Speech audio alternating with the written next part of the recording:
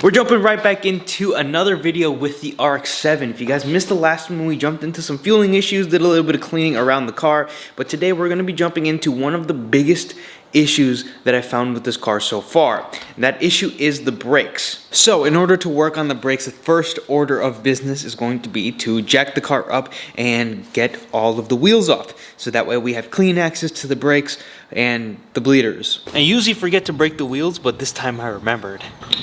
If you're wondering why I have this, it's because it's cold. That's also the reason for the jacket. Well, the car's jacked up. That chalk looks blown, but let's get the wheels off and really take a look at what we got behind it. But just taking a quick look, you see how far that droops. And when you come to the other side, this one doesn't come down quite as much. So it looks like this shock or tie rod or something in this front left here is not in the best of condition.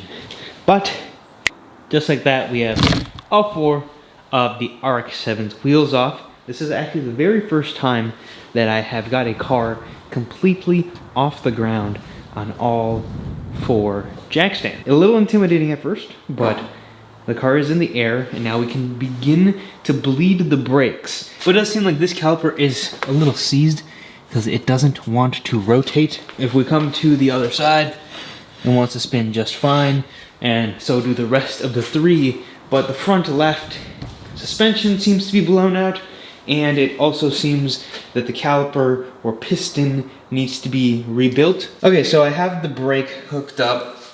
I have this hose hooked up to the bleeder and a little bottle reservoir here.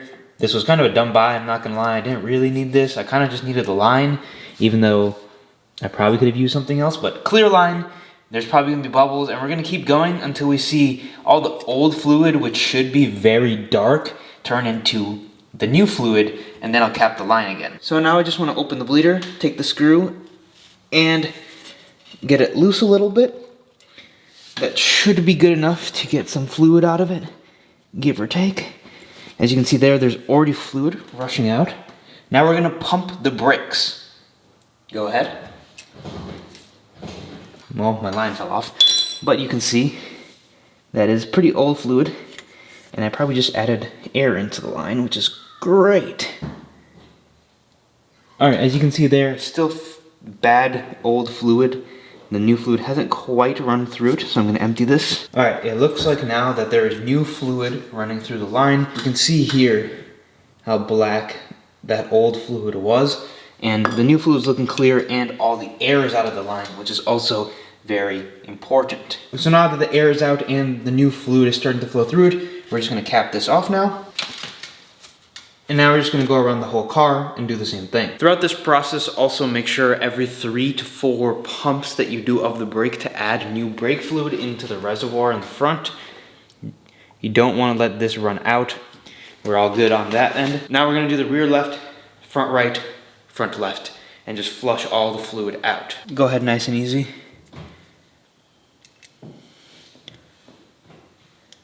So this side is actually having a little bit of trouble. You can see how much air is in this line, and it's not quite pumping very well.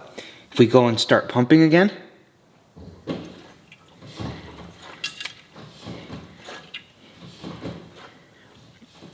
for some reason, it is not pushing fluid into this line evenly. There's not very much pressure that's coming into it. It's almost like a milkshake in there. So there's probably something wrong with these lines, if I had to guess, or something a little bit more than that. Because take a look at how much air is in those lines there. That is very bad fluid there. No air on this side, it seems pretty good, but we'll just flush that old fluid out one time for some new stuff.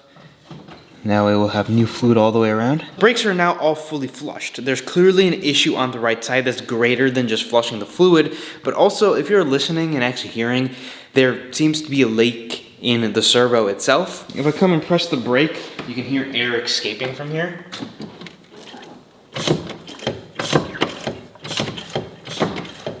And even after flushing all the fluid,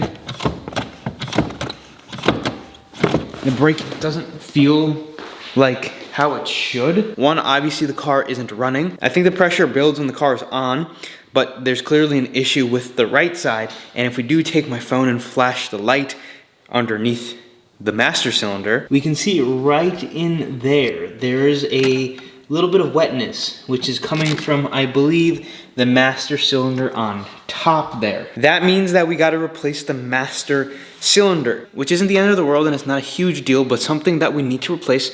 And I might have to replace the servo. It's one of the two, and well, I don't want to leave the car without brakes right now, so we're gonna leave it, and I'm going to order some new parts. I think I might as well replace both of them depending on the price, so we're gonna do some research on the prices, but the brakes are flushed, but still not 100% operable. The other thing I'm concerned about is this brake is pretty seized.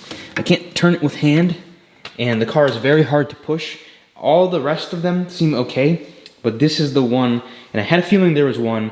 I thought it was the back right, but I guess it's the front left, complete opposite side of the car, that is seized up. So unfortunately, there's a few more issues than I thought there was. I thought a simple brake flush could bring the life back with new fluid, but there's new fluid now, so it'd be better than it was before. If I do have to drive the car for whatever reason and I don't get to it before springtime comes, or parts are on back order, I don't want to open this up and then not have the parts to put it back together, which is a huge thing because sometimes parts don't show up for weeks on end, and when that happens, you kind of forget where stuff goes. So I don't want to open the car and just kind of leave it stranded. Plus, I gotta have the car back on the ground by the end of the weekend because this garage door is being replaced and the car cannot be here. So now where do we go with the Rx-7? So, well, there's a couple of things that we need to take care of. Obviously, we need to get a new master and a new servo, doing research on both of those and figuring out what exactly we need to order, getting those pieces and getting those parts. Then we need to probably order new brake lines. I'm gonna do new brake lines, probably stainless steel brake lines all the way around. And when we get the car back up, I'm probably gonna be taking off the caliper on the front left in order to assess what's going on with the caliper and why it's doing what it's doing. Now, the problem we're having on the front right, I'm assuming is a problem with the master cylinder, and once we replace that, everything should be all good. That was a lot of talking, I apologize, but it needed to be said because I'm sure you guys are as curious as I am and excited to see some of the project and excited to see something actually happen with the car. I don't know too much about brakes, so if I said anything incorrectly in this video, which I'm sure I did, feel free to correct me in the comment section. I'm sure you guys already did, but yeah. In the next video, we're gonna be taking a break from the brakes. We're gonna be addressing some of the electronics and figuring out why the switches in the car don't pop the rear hatch and don't pop the gas most of the time. That is all I have for this video. If you guys did enjoy, do me a huge favor, watch another video, subscribe so you don't miss any future content, because there's a lot of stuff that we still have to do to this car.